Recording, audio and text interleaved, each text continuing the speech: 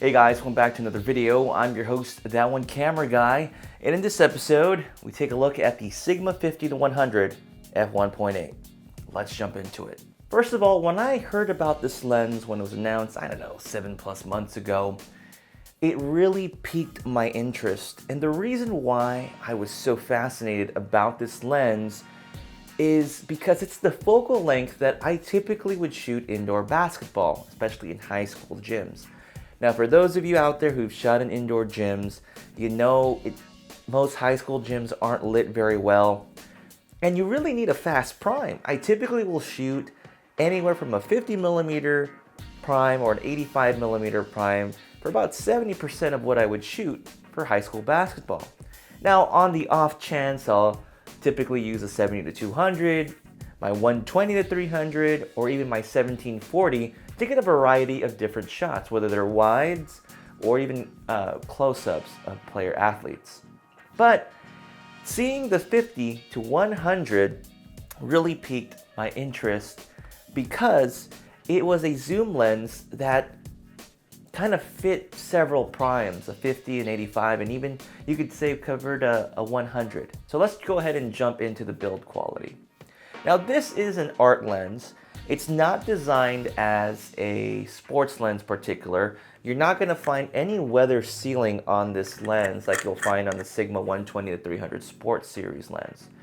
However, I would consider that this lens would be made specifically for portraits instead of sports, but because of its large aperture, it could definitely be used in those circumstances. So continuing on with build quality, the lens has the same metal construction that many of the other Sigma Art Sports Series line of lenses has, that very modern look to it. I actually really like the hood that they included in this particular lens. It's really well done. It's low profile, very streamlined with the body of the camera, and when you're storing the lens, the lens hood doesn't extend out in a crazy way. It just kind of fits onto the lens, which I really like. And I like this this rubber exterior, this soft rubber exterior they got on there. Not sure exactly on the materials for it. The other thing is this zoom ring is, I think, not 180 degrees, maybe like 120 degree rotation, which is really nice. The zoom ring at first is very stiff, but I think I've loosened it already after shooting a few games of basketball. So initially it feels a little stiff at first, but with some use it tends to loosen. I could be wrong, but I knew for a fact when I first started with it, it was stiff. Now, the tripod collar on this is built in. You can't remove it. It has hard stops every 90 degrees, so you can definitely set the position and then go ahead and lock it in place.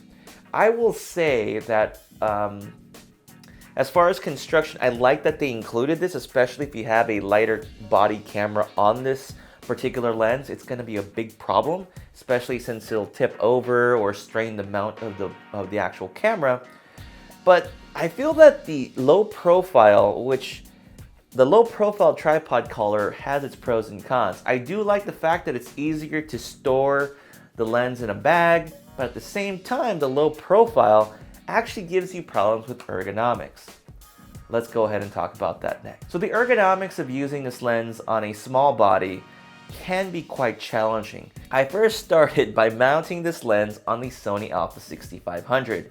As far as handling and usage, I will tell you it is very difficult to maneuver the zoom ring because of the positioning of the tripod collar. Especially with a smaller body and you're trying to grip the camera, it just gets in the way. I can't really describe it, but it makes it really difficult to rotate that zoom ring. And even if you were to take the zoom ring and reposition it, it still creates a very awkward situation where it's still difficult to rotate the zoom ring. I will say that this seemed like a really bad design choice by Sigma, but I think if you work around it, you can really adjust to it and get used to it, which I did, shooting several basketball games with it over time. Now, if you mount this onto an APS-C camera like the Canon 7D Mark II, it isn't as bad, especially using the zoom ring. I didn't find it as cumbersome or difficult to change. but it still had its challenges. But when I mounted it on a full 1D series camera like the Canon 1DC that I have here, it actually became much easier to use. It just happens to be that with a larger body, especially with a hand grip like this that I have set up, having a setup like this with a much larger body makes it easier to actually get access to the zoom ring and not let it get in the way, because the entire camera is being supported by my right hand, and I can freely open up and access the zoom ring really easily. And I will be talking about the use of the Canon 1DC with the Sigma 50-100. But in terms of ergonomics, it is a little bit fiddly. You'll have to get used to it and make some adjustments to how you shoot. I know what you're thinking. How does it perform on the Sony a6500 or a6300 series of cameras? I went ahead and mounted the 50-100 using the Sigma MC11 adapter. The lens and the adapter have the latest updates and firmware updates, so that shouldn't have been an issue. Similar to the 120-300 Sports Series lens, I found that the autofocus in continuous mode in Lockdown AF did not work very well. It was hit or miss. In other words, if you have a subject that's coming towards you, the camera will lock and hit maybe the first and second photo you fire, but the successive photos that you shoot holding the shutter button down, it will not continue to track focus. Now, if I continue to hold focus when a subject is coming across the screen, the camera can actually keep track of that subject as it's going, but not to the degree of a native lens for the Sony E-mount system, which is a shame. I'm not surprised on the performance, but it is something to point out to those of you who are interested in using it with the Sony Alpha 6300 or even 6500. Now, as far as the in-body image stabilization that the 6500 affords, using a Sigma 50-100 actually makes a lot of sense. If you're not going to shoot fast-moving subjects, you're going to be shooting subjects that are somewhat still. The autofocus performance on the camera, whether it's in single or in continuous mode, is very adequate and very good. But if you're ever going to push it in a situation where it has to track a subject, I would incline that you avoid using that combination for serious work. In terms of video autofocus, as you can see in the example that I'm showing you now, the camera and the lens combination worked extremely well. I will point out that when you use the MC11 adapter with any of these Sigma Art Series or Sports Series lenses, you are going to hear the motor on the lens hum. So if you're using the onboard microphone to record audio, you're definitely going to pick it up on your camera. You could get away with this using some dual audio options, or even using a Rode video mic on top of the camera to kind of mitigate some of those sounds, but you are going to pick up some of those noises regardless. So keep that in mind when you are planning to use this camera in continuous autofocus with this lens combination. So with my dismay with the Alpha 6500, I went ahead and tested out the Sigma 50-100 with a native Canon camera that it was really built for. And I will say that the camera and lens performed exactly as I was hoping for. It tracked fast, I didn't have to worry about any autofocusing issues, it just worked extremely well. Typically with an APS-C body, I shoot with a 50mm prime lens, and sometimes I'll go to an 85. So having this prime lens go from 50 to 100 was very ideal. It gave me some wide shots. I wouldn't say completely wide, but gave me a little bit of reach at the same time. So I think with an APS-C body, it translates to around an 80 to 150mm lens or so.